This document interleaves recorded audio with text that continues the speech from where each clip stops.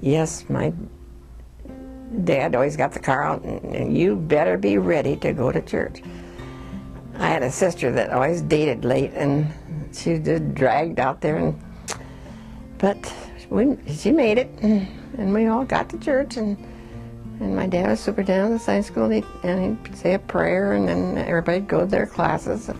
Well, the first memories I have of being involved in St. Paul's was about 1951, after Joyce says I got married, and I had a very lovely wife that was very active in her church in Sloan, and although we didn't have a Christian church here at the time, she decided to come to what I was used to anyhow. So we made St. Paul's our home. Reverend Feller was the preacher at that time, and as I had never at that time been a regular churchgoer, about once or twice a year, Christmas and Easter category, I soon was brought into Sunday service, and it's just a remarkable memory to have of growing up here in St. Paul's. Oh goodness, I think because we had been in the Marcus area, and we belonged to the Marcus church, and it was a smaller church, I was just sort of overwhelmed with the whole size of the church, but everybody was so friendly and so nice, and we just loved it. In fact, my husband was very active. He used to lead the adult class, and he was chairman of the official board some of the years, and he was on the finance committee several different times. So and then our kids, it was a family affair. When the car went, we all went to Sunday school and church, so that was just the way it was. So. But no, and of course I've seen so many people come and go over the years, but I really thoroughly enjoyed it. After we were married then, we both attended church better. And after our first little girl was born, then a little over a year later, we tried pretty good then with her, and from then on. But and then our children, they were pretty regular in Sunday school, because I figured I had missed a lot. I didn't want them to. So they were pretty regular in Sunday school. Anyway, of course, we started in the church when we were first married. I transferred from Quimby, and Herb transferred from Free Church north of Meriden. And we were married here because my church in Quimby had burned down and there was no available church. So we were married here. Our children were both baptized here and both confirmed here. And we served on the youth committee as the kids were in the youth groups. I guess we had some nice people on that committee, and very nice kids, great kids. Did you teach Sunday school? Yeah, I did quite a bit. I thought you did. And I helped with Bible school. And I remember, the Bible school, the little grades. And then Jean Jones and I taught 6th grade Sunday school. And that was, probably in, I forget which years it would have been, but maybe sometime in the 80s. And I learned a lot from 6th grade Sunday school, because I had to study hard, because I knew those 6th graders would,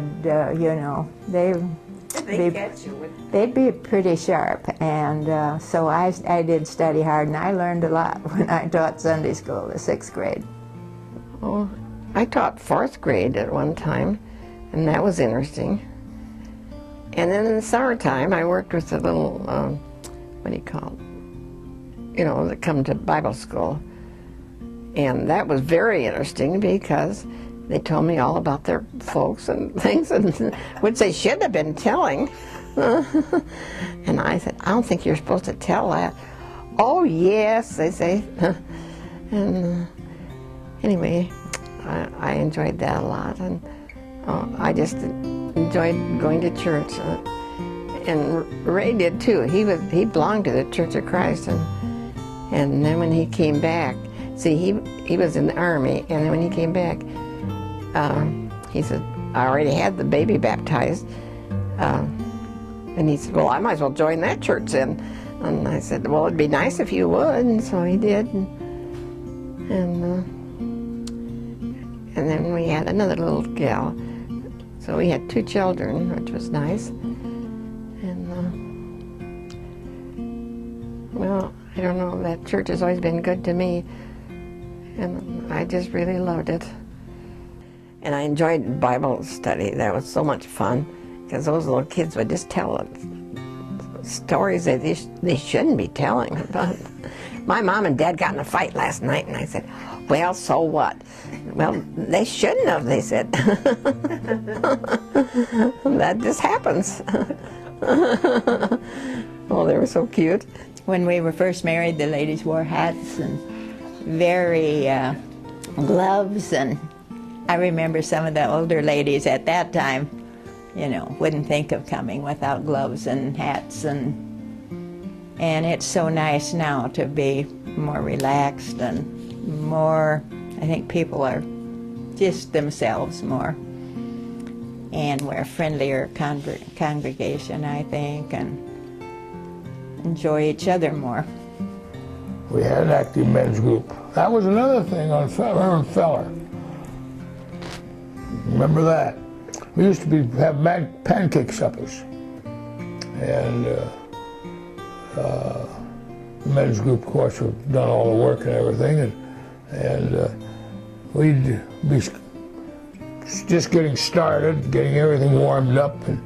And of course, then that was about the time the door opened and everybody was coming in. And Reverend Feller would get excited, and then he'd go, hurry up, hurry up, hurry up. And then if we didn't do them fast enough, fry the pancakes fast enough, he'd come in and turn off the stoves and get them all fouled up again, and then we'd have to start and try to get them regulated so they had an even temperature. But he was one that just didn't want to cook it, but he wanted it out. I'm sure some of them got some raw pancakes. There's been so many different ministers there. There was one minister that I said to my dad, you know, did you get anything out of that service? I said, I think he's awful dry, don't you? And he said, yes, I almost felt like going and getting him a glass of water.